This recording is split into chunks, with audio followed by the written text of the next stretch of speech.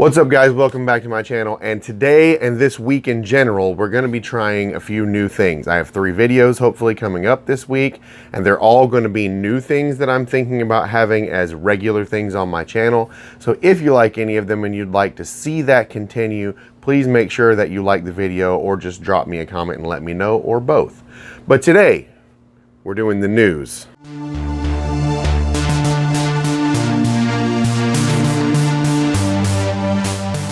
So in the first story I want to cover today, Ford, if you haven't already heard, has been forced to recall almost 2 million F-150s for a seatbelt problem that may cause fires.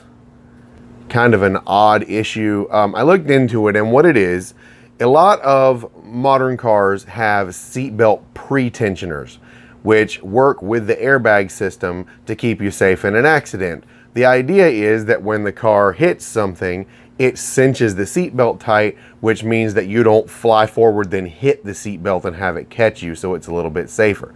However, it would appear in this particular case, these seatbelt tensioners are producing excessive amount of spark mixed with a flammable gas, mixed with things that can burn inside the B-pillar. This really looks like not a really well thought out thing here, but basically it can, although from what I understand it has not as of yet caused a fire.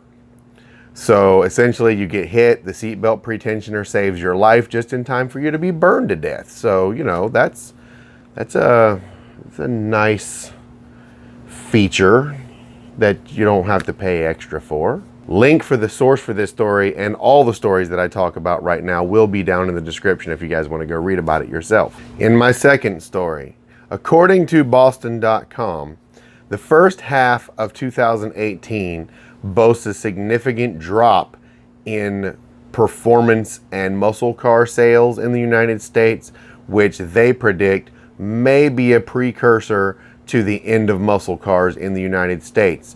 They seem to be under the impression that essentially the generation that was into these cars is getting older and passing on, and that new generations are not as interested.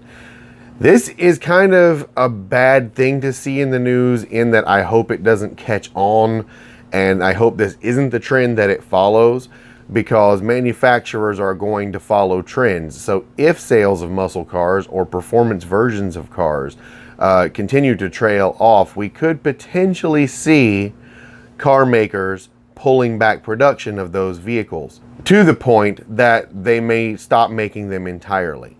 This has happened before. So if you've been thinking about buying a performance car, maybe this is your year. But in all reality, maybe, I don't know that perhaps people in the current generation, or at least less people in the current generation, may understand the point of performance cars. I do very often get asked things like, what's the point of having a car with that much power? You can't go over the speed limit anyway.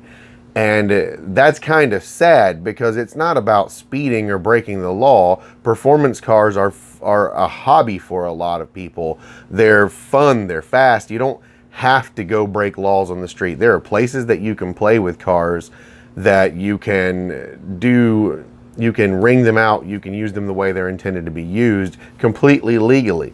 Not to mention, just because you can't pass the speed limit doesn't have anything to do with how fast you can get there.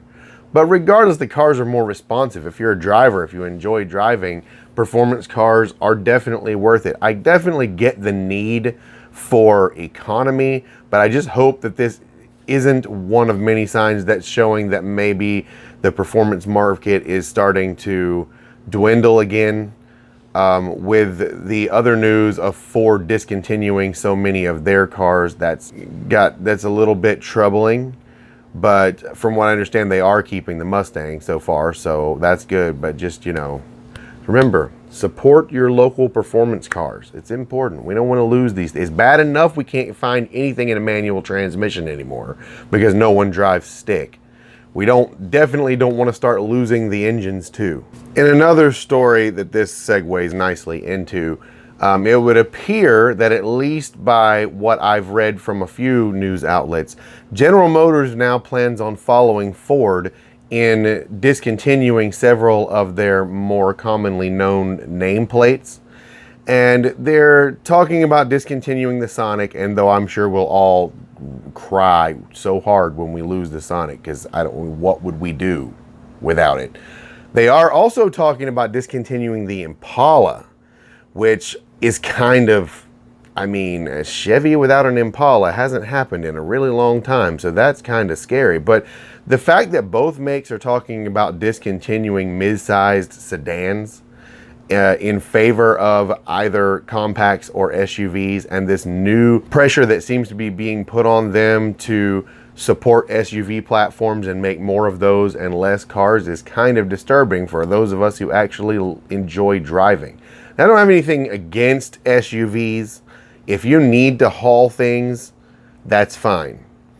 And I'm even seeing that they're starting to make more like performance-oriented SUVs, but like, I don't know, just support cars, people. We need diverse vehicles. I'm afraid that people's taste in vehicles is becoming so bland and so all in the same direction that car manufacturers just don't have any incentive to build different kinds of cars anymore. I don't want to wind up, though, in a market where we're gonna have 4 different kinds of cars and that's it. Like, you can have SUVs or like one performance car or a truck. Not that I have a problem with trucks or SUVs, but I'm just saying, this is just kind of disturbing. The link to this will also be in the description, so check it out for yourself. But I hope that support can be rallied towards keeping some of these cars as options.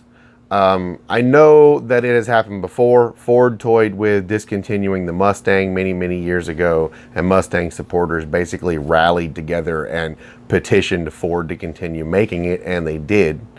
So maybe we won't lose all the cars that we think we're going to, but I mean, Chevy discontinuing the Impala, Ford discontinuing the Taurus doesn't make a lot of sense to me.